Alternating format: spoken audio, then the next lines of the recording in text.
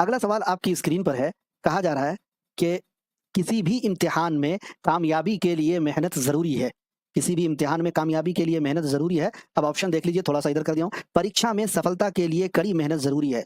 किसी भी परीक्षा में कामयाबी के लिए कड़ी मेहनत ज़रूरी है। किसी भी परीक्षा में सफलता के लिए कड़ी मेहनत ज़रूरी है। परीक्षा में कामयाबी के लिए कड़ी मेहनत ज़रूरी है। तो क्या होगा 10 नंबर सवाल का सही जवाब? एक कमेंट अभी दिखा था, एक साथी कह रहे हैं क्या इतना आसान सवाल हम हल करके हम लोग पास हो जाएँगे?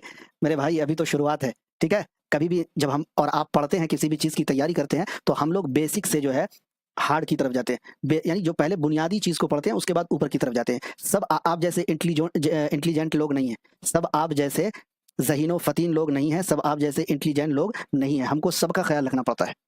खैर, किसी भी परीक्षा में सफलता के लिए कड़ी मेहनत ज़रूरी है, यानी 10 नंबर का सी ऑप्शन का राइट हो जाए। 9 नंबर का जवाब तो आधे से मुआविन उर्दू मुतरजिम की मेयारी तैयारी के लिए एआर डिजिटल के साथ जुड़िए। एआर डिजिटल के यूट्यूब चैनल को सब्सक्राइब कर लीजिए, एप्लीकेशन को डाउनलोड कर लीजिए।